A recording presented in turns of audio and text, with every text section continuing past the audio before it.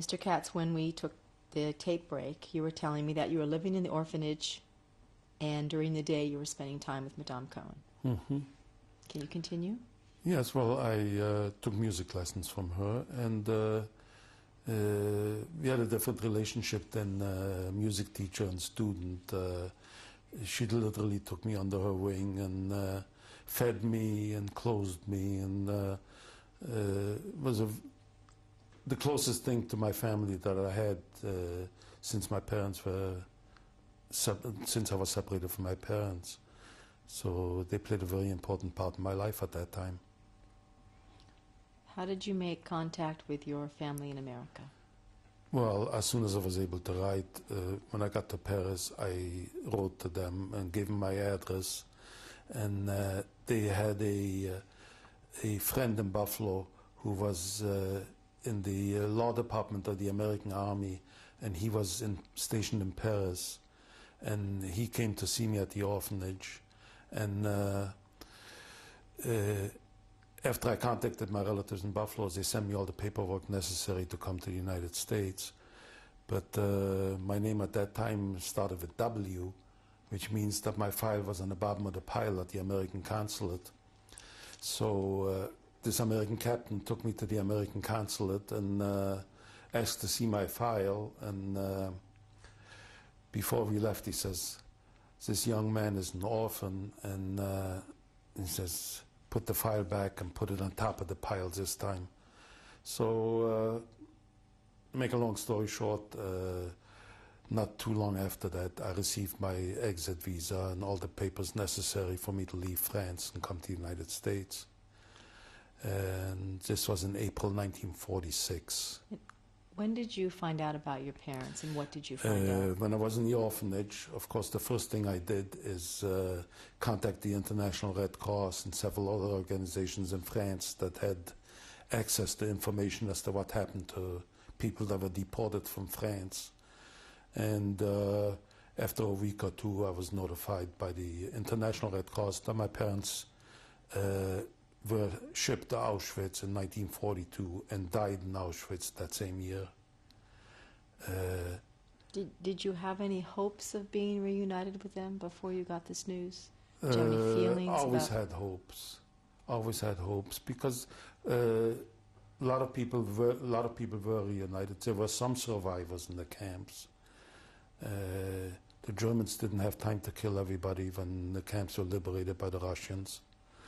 And some families were reunited. Did you know what Auschwitz meant at this point? At that point I did, yes.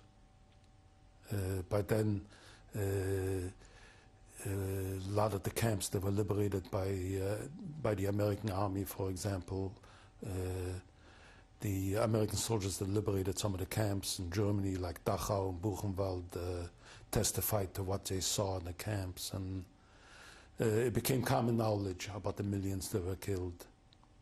So once you found out about your parents' fate, is that when you turned your attention to being reunited with your family in Buffalo? Or? Well, it was impossible when Germany still occupied France, so I had to wait till the war was over. But as soon as the war was over and I was in Paris, I made efforts to contact my relatives in Buffalo, and they immediately did what they could to get me out of Europe.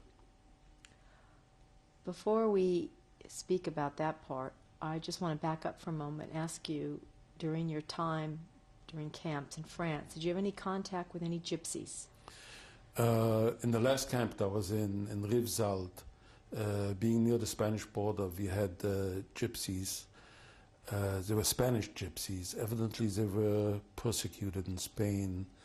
I don't know whether it was by the Franco regime or what, but we did have quite a number of Spanish gypsies in the camp. How were they treated? The same as we were. We were not mistreated in that camp. It was run by the French, not by the Germans. And they were jovial people. As a matter of fact, they provided all the entertainment. They were forever dancing and singing. And Actually, they were a source of comfort to everybody else because of their, the happiness that they showed. So we, they not that they provided entertainment, but they took our mind off problems that might face us in the near future. Did you befriend any of their children? No, I didn't. First of all, there was a language barrier, and so you didn't really. They spoke Spanish, and I spoke German and Flemish and French, but no Spanish. Although I did learn Spanish, but at that time I didn't. Also, a question I'd like to go back to, you had a false name that you used at one point. Yes, when I worked on the farm, I changed my name to Daniel Dupont, D-U-P-O-N-T. And explain why, and you had documents proving? Because my name was blatantly Jewish, let's put it that way, and I tried to act and as French as possible without revealing my Jewish identity. And did you have documents stating the your Free name? French Army was able to falsify some documents under that name. They had their friends on the outside who operated printing presses who would print false identification papers for people and false passports and whatsoever. Coming back now to your journey to America, what do you remember about that? Well, I left from France, from Le Havre, which is a port on the English Channel, and on a French freighter. It was a converted freighter, carried approximately 200 passengers. I left there at the beginning of April 1946 and arrived in the United States April 16, 1946. What did you bring with you? What did you have? What did I bring with me? Absolutely nothing. The clothes on my back. The clothes on my back. But while I was in Paris, of course, at the orphanage, they provided me with fresh clothes, clean clothes, and I might have had a small bag, but that's all the belongings I had. So you arrived, I'm sorry. I arrived in New York April 16, 1946, and I had another uncle of mine who lived in New York at that time, met me at the boat. And I spent a day in New York, and then he put me on a train to Buffalo, and I arrived in Buffalo, I think, the 18th of April, 1946. And my aunt and uncle and their children, at that time they had 5 children, met me at the train. And my cousin, who was my age, was born 11 days prior to me. In Germany, I was always a foot taller than him, and when I arrived in Buffalo, I had to look up to him like this, because I stopped growing during the war, and of course he didn't. But within 3 months, I towered over him again. So what were your first impressions of America and of your family in America? Well, my family received me with open arms. I mean, they're the most fantastic people in the world. They raised me since then, and whoever they spoke to, I was one of their children, just as though I was one of their 5 children. When did you take on their name? I didn't change my name till after we were married. In 1951, I was drafted into the army during the Korean War and was sent to Germany. I was supposed to go to Korea, but because I spoke German and French fluently, they sent me to Europe to be in the intelligence service. And I met my wife in Buffalo prior to my departure for Germany. And she went to Paris about the same time I went to Germany. And we met several times a month in Paris because I commuted regularly between Frankfurt, Germany and Paris. And we got married in Paris in May of 1953, in February of 1953, excuse me. So before we go on about your marriage, I'd like to go back to what your initial, having been a young boy hiding out in the woods and being separated from your parents, what were your initial impressions of life in America? Life in America? Great. I found it very easy to get accustomed to my new lifestyle. Of course, there's nothing not to like. I ate like you wouldn't believe. My family wouldn't eat just so they could sit there and watch me eat. I devoured literally everything that I could get my hands on. But their greatest joy was watching me eat. Did anybody ask you about your stories from the war? They did, but at that time it was still too fresh in my mind. I just couldn't talk about it. I did talk a little about what happened to me, but as a matter of fact, they tried to convince me to write a book, and I just couldn't. Even at that time, when you newly arrived to America? Yeah, it was still... They were asking you to write a book? Yeah. It was too close to the end of the war. It was not enough time had elapsed since all this happened, and I couldn't bring myself to do it. How did you learn English? English? Well, first of all, my relatives refused to speak to me in German. Number one. Number two, I went to high school. Within a week or so after I arrived in the United States, I registered in high school. Now, what grade? Because you had obviously missed a lot of school. Oh, I had very little formal schooling. I had about 1.5 year schooling in Germany. I went to school 1 year in Belgium. In France, just the tutoring that I had in the orphanages, which was minimal, but it helped. But I was a fast learner, and as a matter of fact, when I registered at the high school in Buffalo, I asked, the assistant principal happened to be Jewish, and I spoke to him in Yiddish, and I asked him, how long is it going to take me to graduate from high school? He says, well, it takes American kids at least 4 years. So I said, I'm not going to be here that long. Well, to make a long story short, I graduated in 2 years. I was the only one, well, a girl from Poland and I were the only ones ever to graduate high school in 2 years. And you were learning, meanwhile you had to learn English also? Yes. But I learned fast. And now, before the war, what were your aspirations? What did you want to become? Of course, my whole family were musicians, so that was my ambition in life, was to become a musician. So when you arrived in America? When I arrived in America, I went to high school. After I graduated from high school, I moved to New York. My uncle in New York was in the fur business, so he got me a job as an apprentice for a furrier. And I did that for a little less than a year. And during that time, my uncle in Buffalo went into business, into the food service business. So I moved back to Buffalo and worked in the food service business from this was 1950 until 1986. And then? In 1986, we moved to New Jersey, and I worked for the federal government for about 9 years as a senior financial management specialist.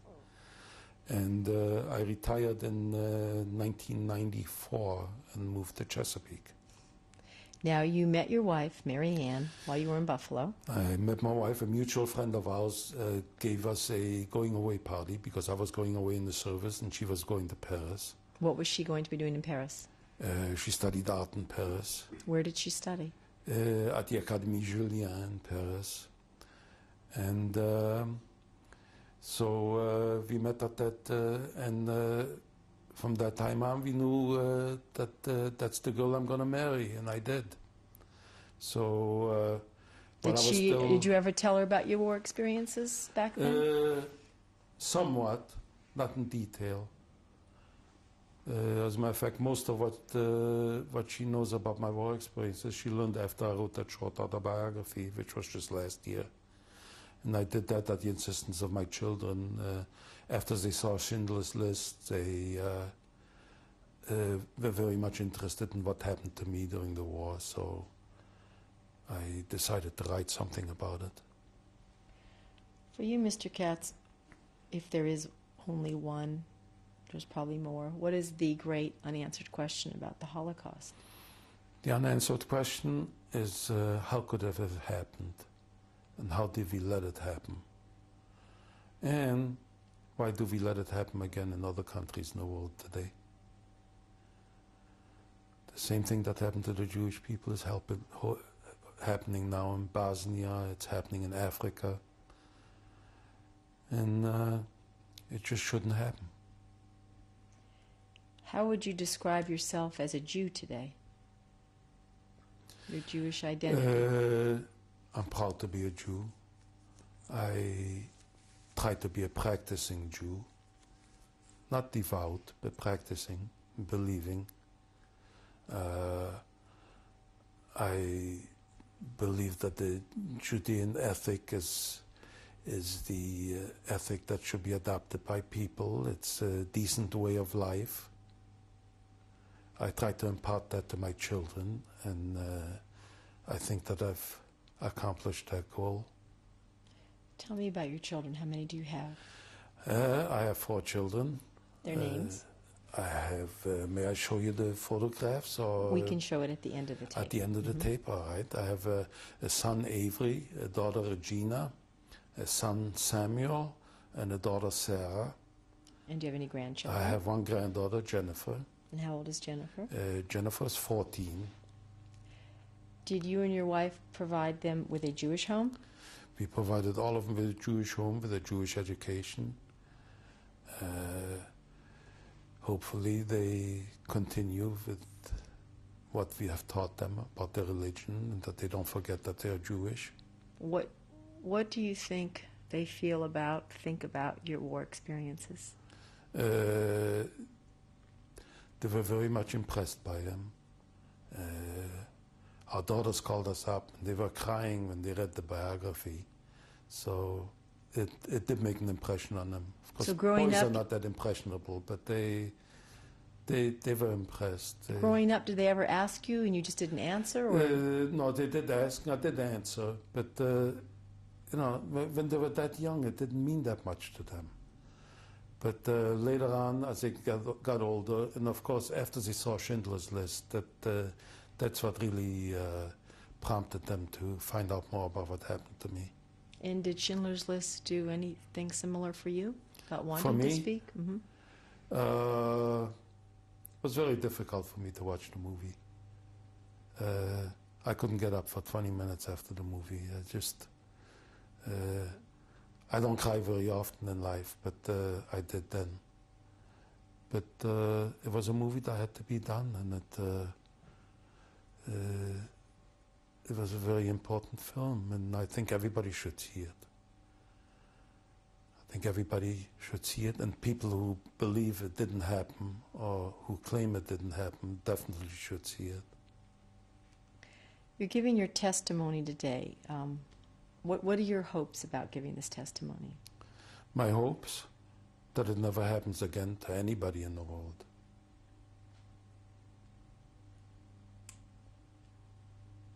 Is there anything that I didn't ask you that you would like to add? No, I believe you have asked everything that could possibly be asked. Do you have some last words, some messages for school children perhaps who would be watching this testimony, or for your grandchildren? Well, to school children who might watch it, and my children and grandchildren, the same thing that I said before, don't let it happen again. What do you think people need to do? What does that mean, don't let it happen again? What Well, responsibility must we take? People should learn to be tolerant of each other, to respect each other, to respect the other man's religion or race or nationality. At any point during your persecution as a Jew, did you ever wish you weren't Jewish? Inwardly, possibly. But I never gave up being Jewish. Even when I was hidden in a church and might have participated in Catholic services, and inwardly I was Jewish. In my heart I was a Jew, and I knew I always would be. And I'm proud. And looking back on your bar mitzvah now during those very harsh circumstances, what feelings were you imbued with then? Were you proud of what you were partaking in? Were you afraid? What was going on?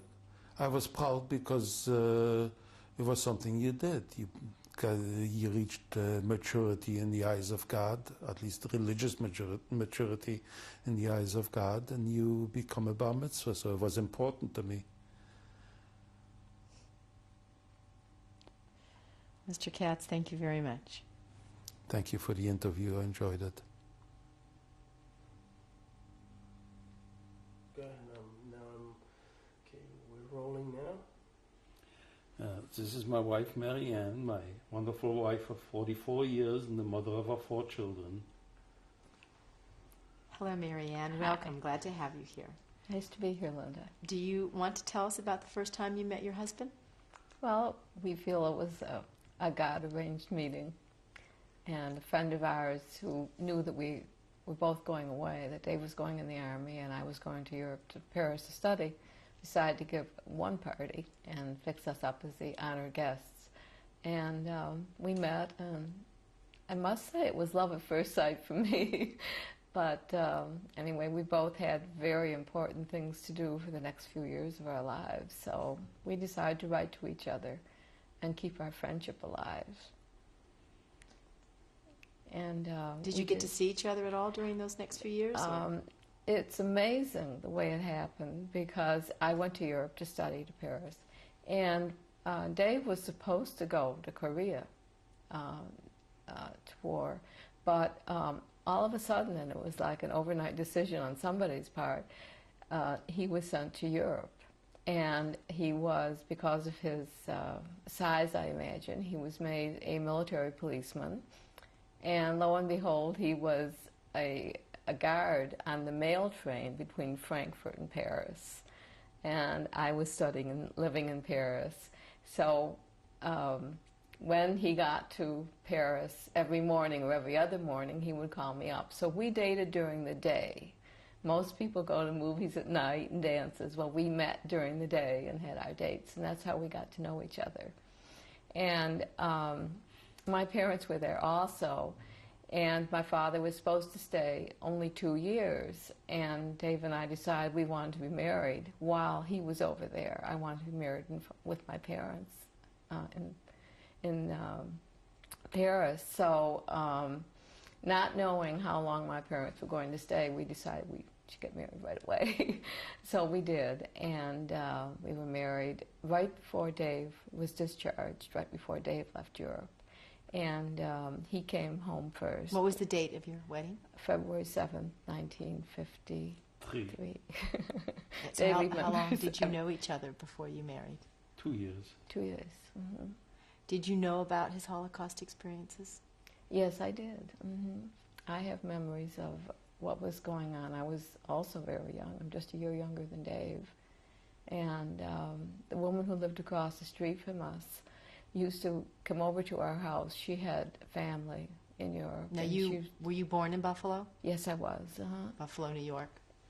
And this very dear friend and neighbor used to come over, and I would hear the conversations between her and my mother. And she would tell my mother about the terrible things that were going on in Europe. But I felt very far removed. We didn't have anybody that was suffering. And so I didn't feel a part of it. I was shocked and everything. I was going to religious school at Temple Bazan, which was a Reformed temple. And they did their very best to inform us, but it was a difficult situation for everybody involved. But we had some of our faculty members were Holocaust sufferers who had escaped or had been brought over. And so we were just introduced to the terrible things. So when you met your husband, did you ask him about his Holocaust experiences, or did he share it with you? We shared experiences. Dave's mother in Buffalo, the aunt that helped him survive, told me a lot more than Dave himself did. But I used to tell Dave to write a book, and I think that the reason I wanted him to write a book was so that I could read it and really learn about his experiences. And what about when you had your children? Mr. Katz, you told me that it didn't mean that much to them when they were young. Did you try to get him to share his experiences with the kids? Did you think it was important? Oh, yes. What can you describe any of that about what your children knew or what they didn't know? Well, one thing, of course, that stands out in my memory is you sometimes do wonder what really, how your children do feel about a lot of things. When our oldest son was in high school, one of the history classes had a display on the bulletin board, and because they were studying history, they had a swastika. And my son, only 13 or 14 years old, took it upon himself to go to the principal and say, that swastika shouldn't be there, because he thought that it was bad because of what had happened to his father. So the principal called Dave up and told him that he didn't intend to offend, and he explained the reason. It was just a course in history. And so we talked to our son about it and told him more. Now, when you saw the film Schindler's List, did that make any changes in you? Well, I saw Dave. That was why I was so. I mean, every little boy there to me was Dave, and I knew about his suffering, and but the movie really was more than both of us could bear, and yet as important. We both had to admit it's important. And so, the fact that he's giving us his testimony today, Yes. what does this mean to you? Well, I worried about him doing it. I hope it's becoming easier for Dave to do this. I think that being on the Holocaust committee and even doing this film, it's helping him, I believe, because these things really did happen. You can't push these things out of your mind. And when he realizes how important it is that he reveal this information for future generations, then I think it makes it easier for him too. In fact, you brought up an important point. Why don't you tell us about the work he does for the Holocaust Commission here in Norfolk, Virginia? How do I feel? No, tell us what he does. Oh, well, he gives talks to high school students, and of course I'm a teacher, and I happen to be partial to that high school level. And when I know that he's talking to these students, I feel that I'm really a part of it too. And I know that what he's doing for these children, that is not difficult for Dave to go. And as a teacher, it's not difficult for him because he knows how important it is. Tell me, where are your children? We have 1 minute left. Tell me where your children are. Well, You have 4 of them. Where do they live? Our oldest lives in Stroudsburg, Pennsylvania, with his wife and our granddaughter. Our second oldest just moved from New Jersey to Raleigh, North Carolina. Our third one and his wife live right here in Chesapeake. And our youngest daughter and her husband live in Los Angeles. So we have them spread out all over the country. Lots of places to visit. Yes. Any final words? Any final words, honey? Oh, I just want to thank you, Linda, for everything you've done, and that's all I can say. Well, thank you. Thank you very much. Thank you. It's a very important testimony.